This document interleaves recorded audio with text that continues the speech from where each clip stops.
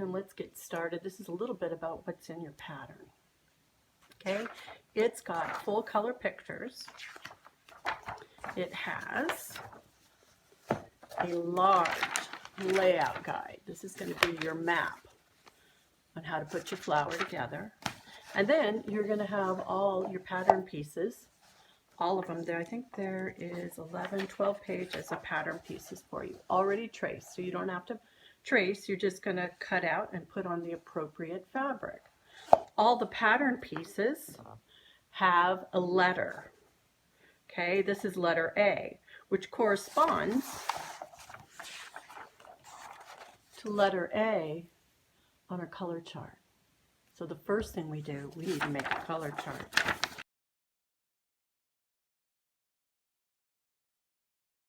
Okay, so if you bought a fabric pack, you're going to have your fabrics like this, and they come with a little label.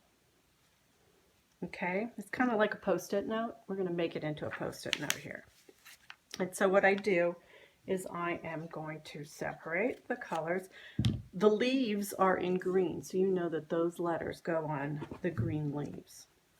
Okay, right here, these. So I'm going to do those last, but I'm going to get them out of my way. And the very last one on our list is color R. I'm going to cut him off. I'm going to put them right on color R. I'm going to set those aside. Now I've kind of opened up all my fabrics to make sure no color is hiding. And if you don't play with them too much when you get them, try not to get them out of order because that will help you. The top of the fabric is where the folds are. The folds are all going to the top. And so that's my color A right there. So I'm going to label that is color A. This is color B. This is C. This is D. E. And then you want to put a pin in these so that when the cat jumps up on the table, they won't go flying all over the room. So I like to mark them, you know, like do half, pin them, and do another half. Because one good wind and these babies go flying. Okay?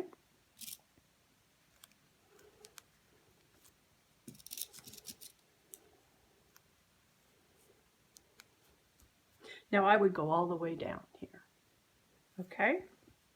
Now I'm just going to give you another sample look. Here again, all my fabrics are labeled, but here I put a red label on them that's a little bit easier for you to see on camera. But I'm going to make my color chart now, I'm going to take my A fabric. I start at the top and try not to get out of order. I'm going to take my A fabric and I'm going to cut a little swatch of the A fabric. Okay. And I'm going to put it, do you see this blank square right here? I'm going to take my glue stick and I'm going to glue it right into that spot. Okay. And I'm going to do that with all of the colors. Now, some people are always saying, well, why are you making us do this color chart? Because in 3 years, when you want to go and finish this pattern, your pins will have fallen out, but your color chart will still be there, and you can match up what color is this? You can go to your color chart and go, oh, that's color B. Okay? Now, the color is going to be different than the printed color. Don't panic. You're going to be always looking at your color that you chose. I can't get the printer no matter how hard I try to do exact colors. But the thing is if you get close to the colors here, you'll have a beautiful flower. There's still, values are still relating to each other and it'll work. Okay, there's a lot of wiggle room. Okay, so don't freak out. So here's my C. Don't freak out. Yeah, my C color, and I'm going to glue that in. And I'm going to go all the way down and get all my colors identified on my color chart, and then we'll be ready to start. And I'm also going to do, we also want to do our greens so we know which green is which. Okay, then we can get started. on our pattern. Well, I'm done now. I've got my color chart made and I've glued all of the colors in a blank square over there. And then I have pinned all my fabrics. They're all labeled over here, including my greens and my stem color. And now I'm ready. I want to explain one thing about the pattern. On the pattern, when it says a fat quarter on the pattern, we cut the fabric here at Melinda Beulah Designs pattern size appropriate so we could keep down the cost. So you don't have a fat quarter of Q fabric because you're only going to need a little tiny bit of it. So I made the sizes of your pattern in the kit are pattern appropriate. So be careful when you're cutting out because you do have a little bit extra, but you don't have a fat quarter like it says in the pattern. Don't freak out over that one, okay? But you do have enough to make this beautiful flower plus extra. Okay, hope that explains it. Now we're going to get on to the code, about the bones of your pattern. Now in your pattern, you know, we talked about our booklet, and the booklet has pictures on how to finish your quilt and visual aids in how to put your quilt together. But I'm going to give you a little extra hint to get you, to make you successful. So in the pattern, you are given a large, I call these layout guides, and they are gigantic. They are the finished size of your quilt. And it's kind of your map. They have letters here to tell you, indicate what pattern piece, color H goes right there, color D right there, color T right here. And each flower petal, I should say, let's do this one down here, you can see, is numbered.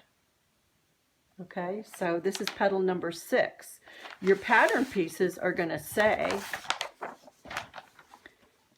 A10.